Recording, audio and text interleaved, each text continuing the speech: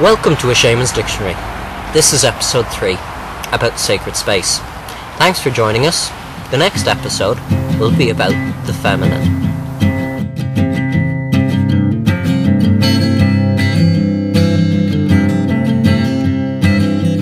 Okay, so sacred space. This is something that you'll read of in any manual, Wiccan book, philosophy books and so on. Sacred space is spoken about as your circle, right? If you do group rituals, this is your binding circle quite a lot of the time. On a deeper level, sacred spaces means much more than that. Ritual magic accesses sacred space, but so do meditations, hypnotisms, that type of thing. Sacred space is the area where you start to access your subconscious. From a shamanistic view, it's where we join, where we meet, where we stand side by side with the spiritual. One of the important things with sacred space is the aspect of time. In the normal everyday world, time is linear. Hour follows hour follows hour. It's progressive. We don't move backwards, we don't move to a side, time continues forward.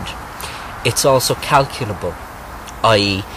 it doesn't change, it follows a very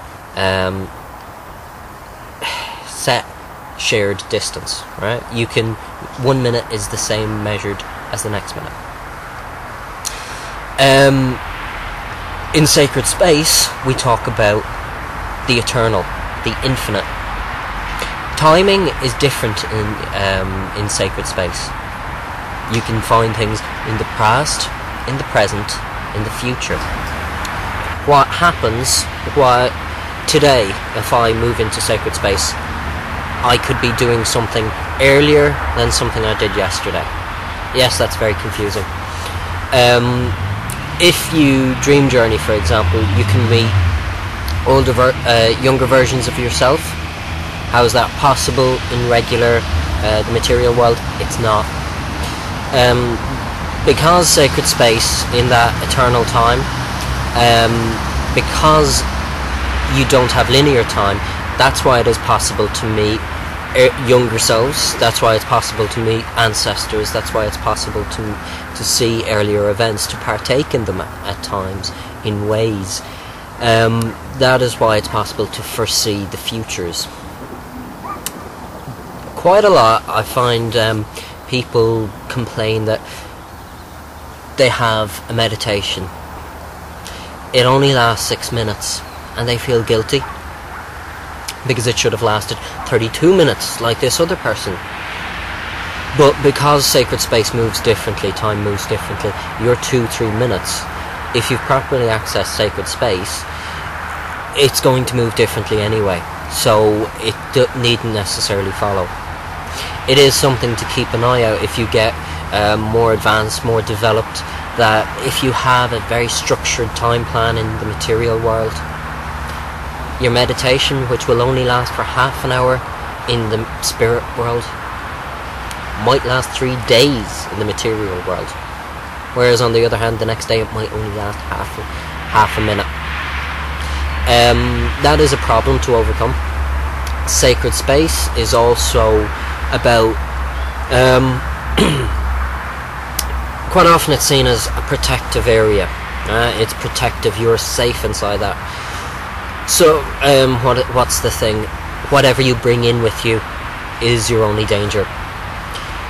Sacred space quite often refers to your internal spirit. So when you first move into the spirit world, and as I've spoken of in the first episode, I believe, the episode on the spirit. Last episode. When you move into episode 2, when you move into the spirit, everything has individual spirits, including, for example, me. When I move into the spirit world, the first spirit I will interact with is my own. The first energy, the first collection, the first movement as if it's an opera, a ballet, a play, through that life, is my own. That is sacred space. Interacting with my own energy, the own events in my life, the aspects of me that have shaped me. What I bring into that, what I already have within me, does create great danger. For advanced practitioners, it is also possible to bring others into your sacred space, your personal sacred space. If you make a joint sacred space, as happens quite commonly in rituals, the garden, everyday circle that most pagans do before moots, before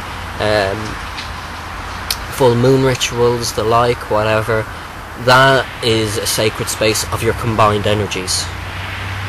That is a form of stilling the material world and bringing the two side by side.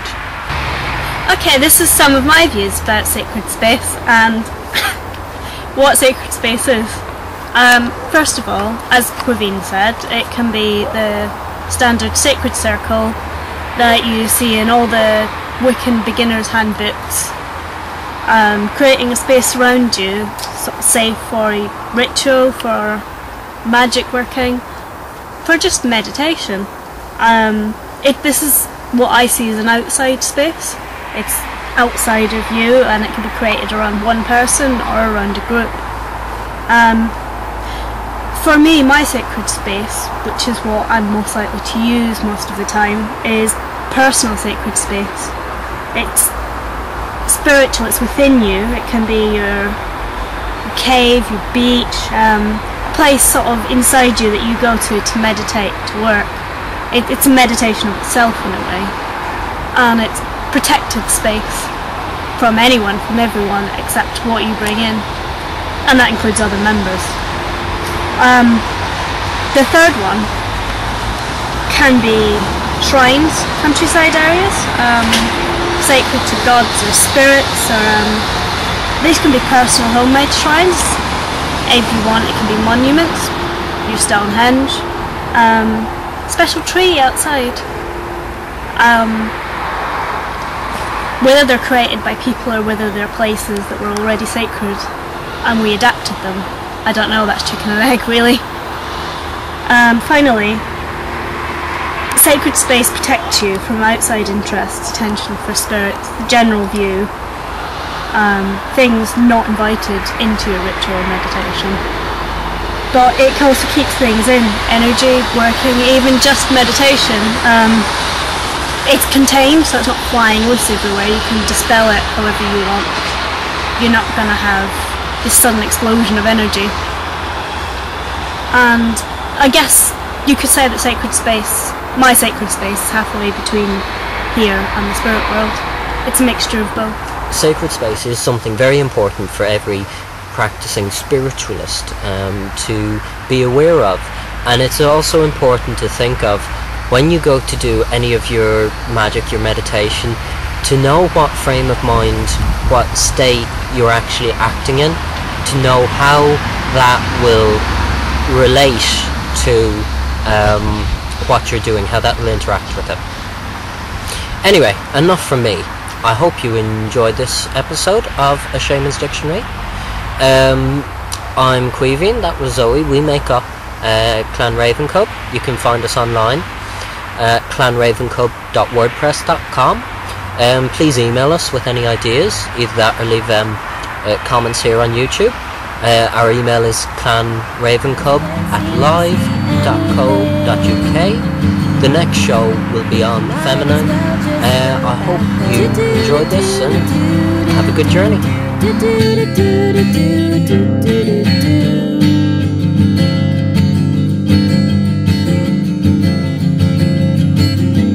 pulls into the parking lot, sets his eyes on the same old spot he parks every day, and he's picking up the phone. Boss, I don't think that I'll be coming in. I don't think I'm ever coming in.